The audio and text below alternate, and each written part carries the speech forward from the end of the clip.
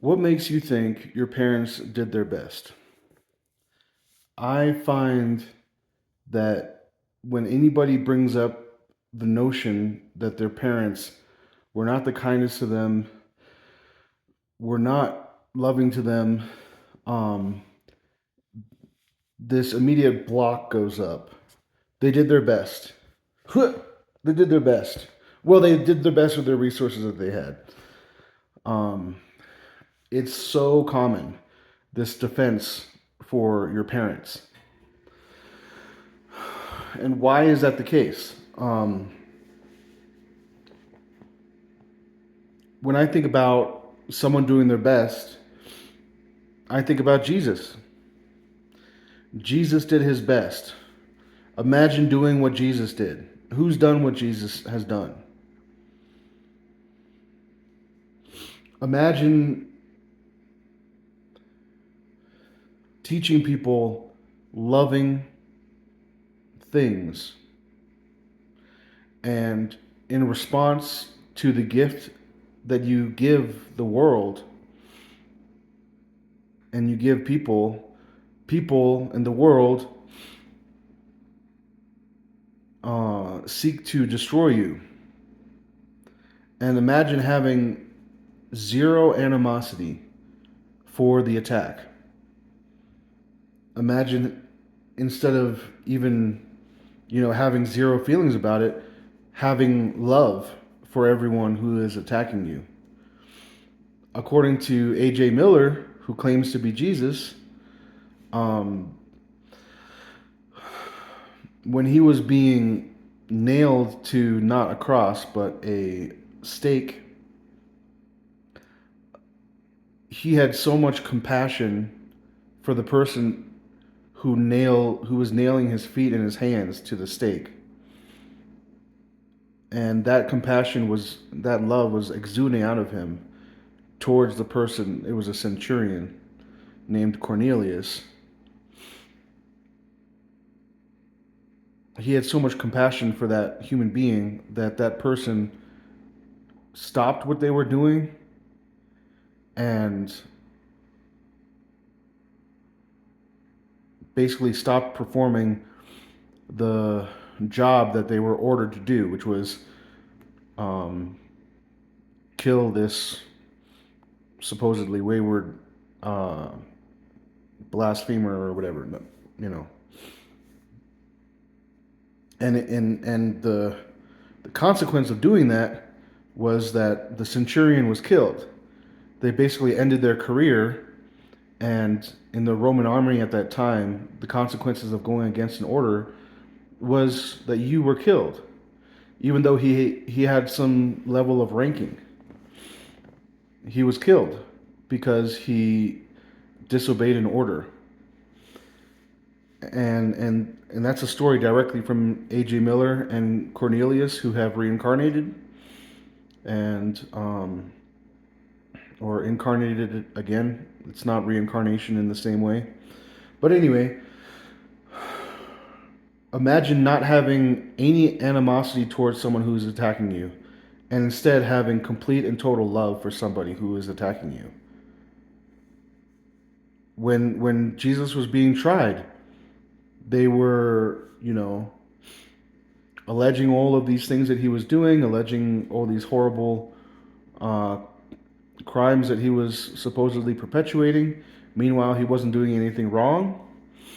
And instead of being upset, instead of seeking legal aid, instead of, doing anything to try to defend himself, at a certain point he just went quiet and he allowed the trial to proceed, and he didn't take any vengeful action. He didn't slap back. He didn't ankle bite. Nothing. He just took this horrible punishment that he did not deserve one bit. That to me is doing your best. And that's a very, very high standard, I know. And I don't think that you can achieve that standard, immediately, or at least that's what I've been told. Sometimes compare myself to that standard, and I'm harsh in my comparison because I'm so far from that. Because I personally love, honestly, attacking the people that attack me, even if they're not attacking me. I assume I might assume they're attacking me, and I want to attack them back. And honestly, I'm surprised how often I feel that way. It really has taken me some considerable contemplation and prayer and humility to realize that I'm far worse than I thought I was. That, for someone who loves the idea of loving their enemy, but in practice doesn't show that at all, pretty much. There have been a few times in my life where you could say I've loved my enemy, but I've also noticed, like, at times this edge where I'm not going to attack someone in return, but, you know, I still feel a kind of righteous indignation about how they're treating me. And that's an anger and an unloving feeling. So, maybe I've never actually loved someone completely who was being harmful with me, who was being nasty with me. That's possible. But for someone that can at least glimpse the beauty of loving someone who hates you,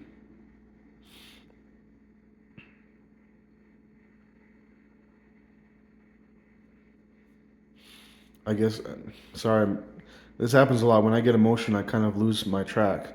So I apologize, but I I guess I was trying to construct a relationship between seeing the beauty of that principle, loving your enemy, and what I'm saying, but I lost the thread. I apologize. Let me try to resume what I'm saying. Um, yeah, to actually have that principle is, I would say, is doing your best, loving your enemy, not pretend loving, like actually having a feeling of love for them. It's very easy to pretend, especially if you're surrounded by people who, you know, you might get some glory and approval from if you quote unquote stand up to, an unloving act. You could say to yourself, you could reason that these people will see me standing up for truth, supposedly, and I'm going to pretend that I'm going to be the better person here. But do you have a loving feeling towards your abuser or attacker?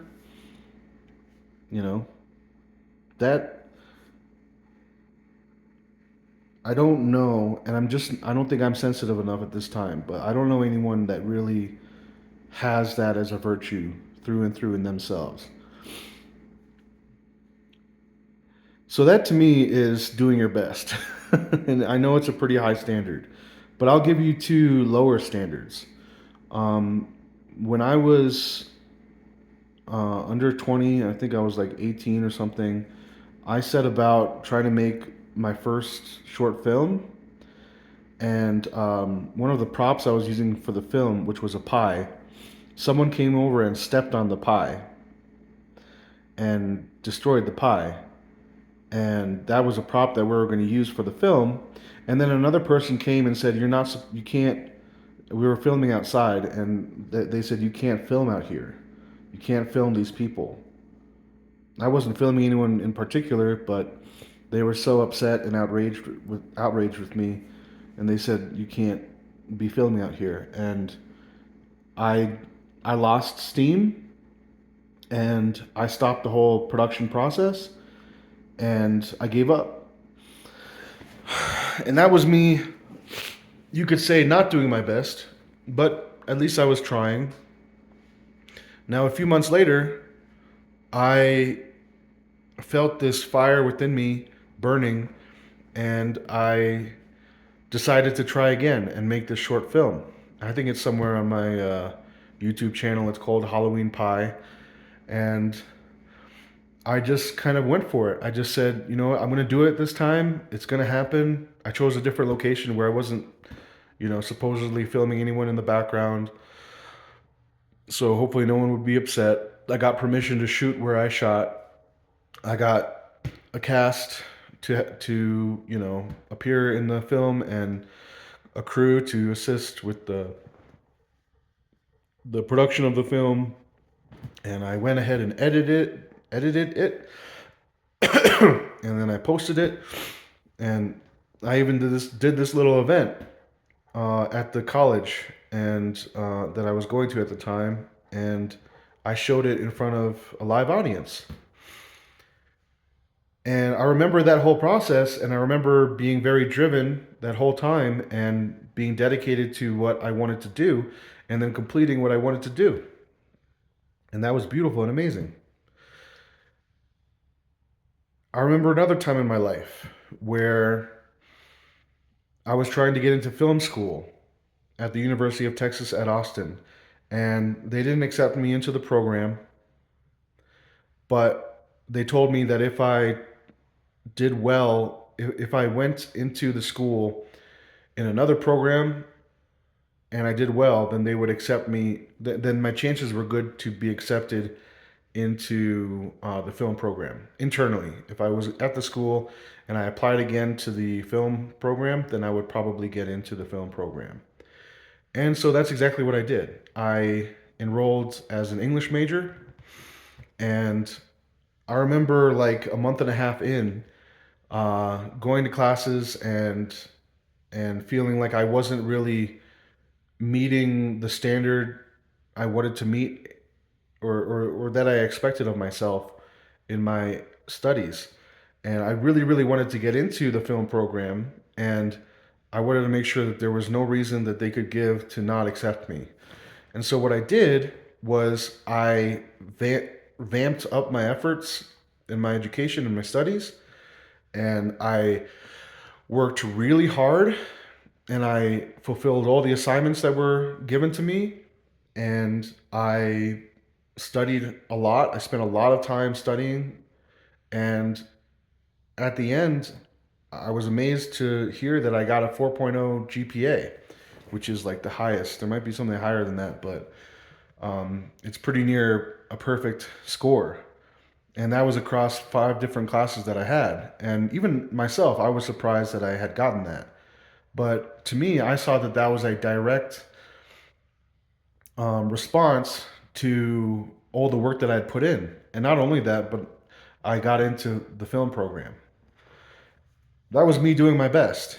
I remember the concerted efforts that I made in both situations, and I remember the unique or like the outcomes that came from those efforts, the fruit that came from those endeavors. And I would say in my life, those were two of the best examples that I have of doing my best.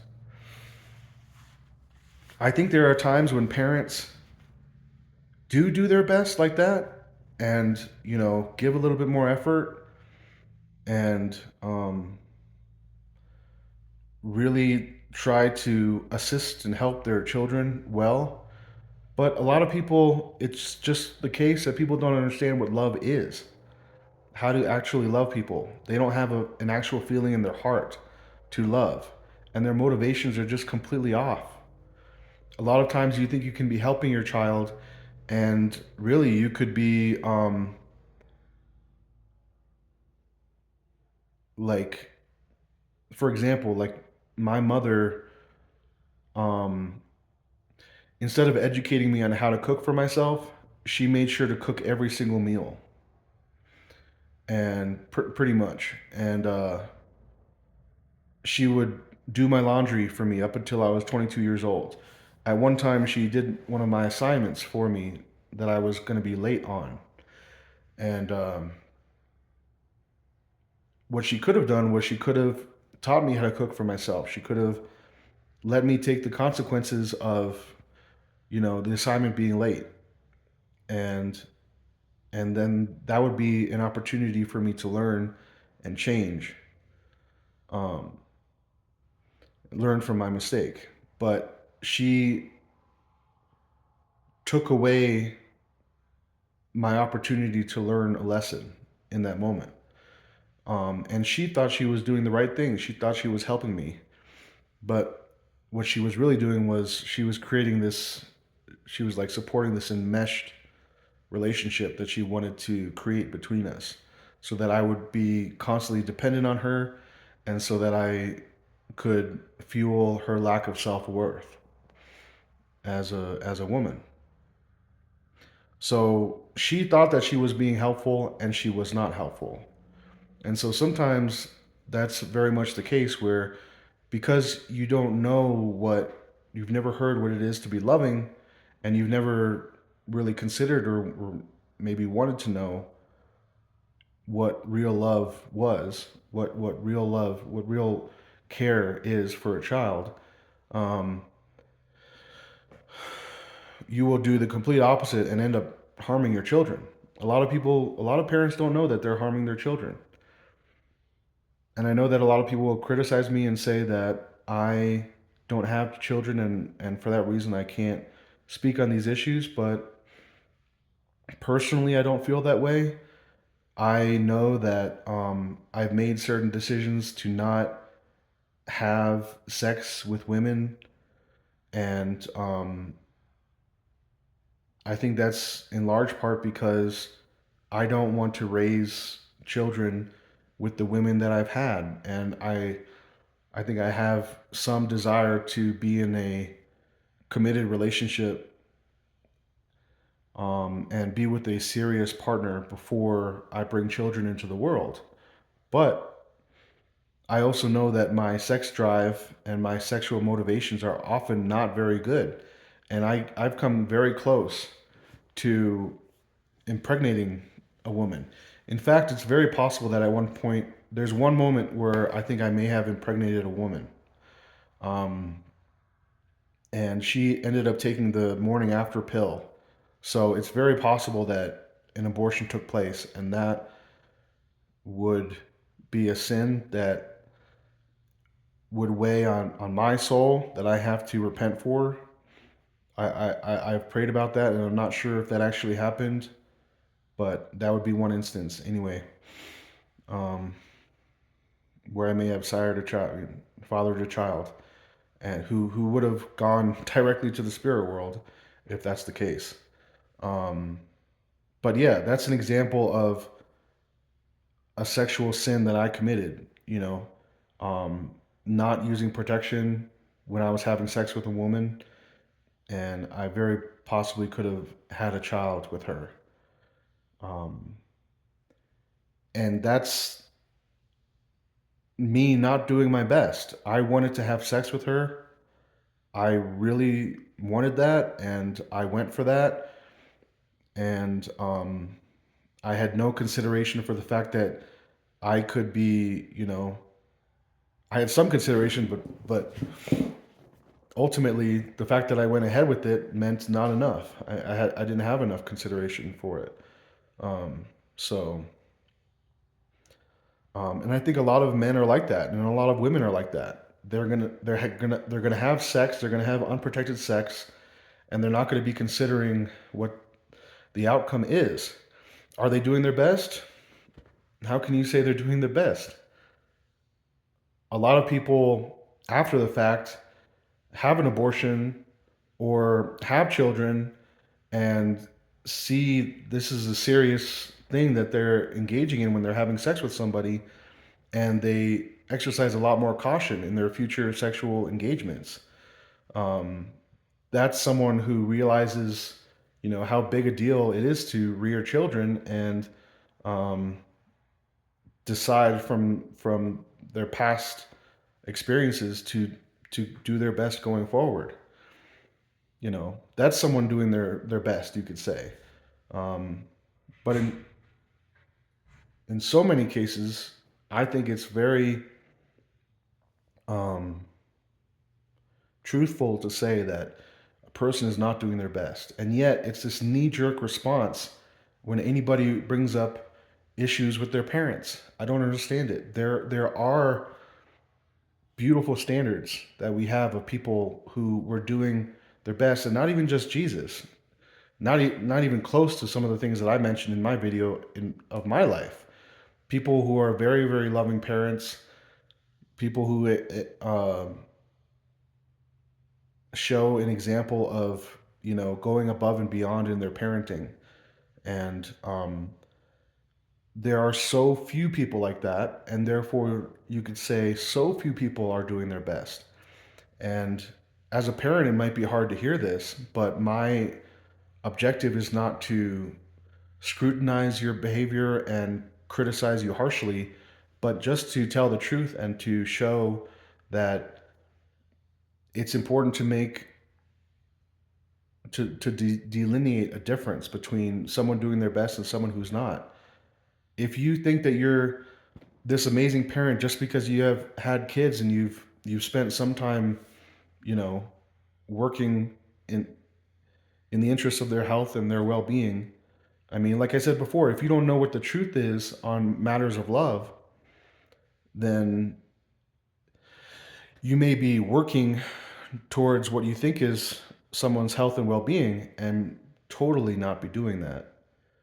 Um, like for instance, I my belief, or at least what I've heard from AJ Miller, who teaches the Divine Truth Teachings, is that in an ideal situation, a child, even at the age of 5 years old, can do things like take care of themselves, clean up after themselves, even buy their own groceries, make their own meals, tidy up their own room, and even do work that supports themselves to a degree financially.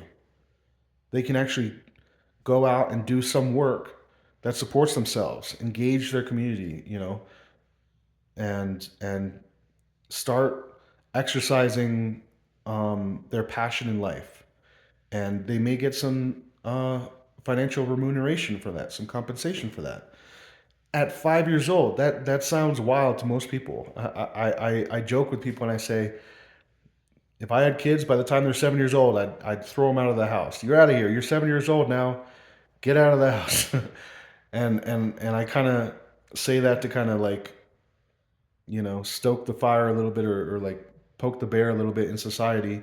And I think it's funny, but what I've heard really is that 5 years old, if you teach your child correctly and lovingly, you could have a child that has, you know, that's already engaging their amazing potential. And I think it's a beautiful thing personally. To me, that makes sense. I remember being 5 years old and I remember being very aware and thoughtful of what was going on around me. And at that time, looking back, I must have felt that to not allow my mom to overly take care of me and overly mother and overly nurture me to my detriment might result in her withdrawing her love, which was really addictive feelings that she was giving to me. And so I allowed her to keep doing those things. And I still do that to this day. I'm still very enmeshed with my mother, even though I don't really talk to her very much. She's like a state away from me. I live in New Mexico. She lives in Colorado. And I'm still very much enmeshed with her. So it's been 40 years in my life that I've allowed this to happen. But I do remember being a very intelligent, very bright young person, and if I was loved in the right way, maybe things would have been different. Maybe, I consider myself very much a failure at this time. But if I had engaged things differently, if I had been raised in a more loving environment, things might be incredibly different than what they are today.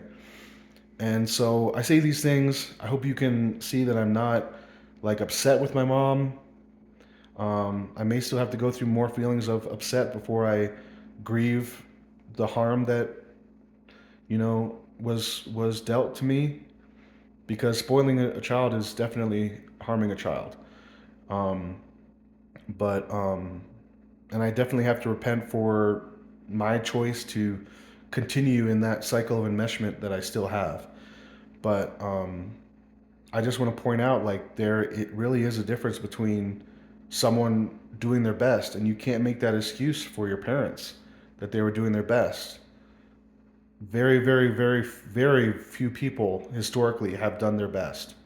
And even with the shining examples of people that have done a little bit better than most of us, that's still something that you can grab onto and say, well, they've done a little bit better.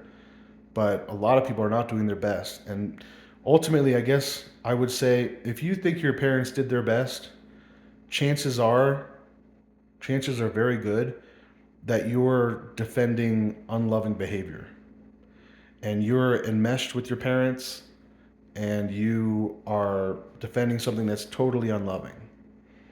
And it would be better if you saw the truth in the situation.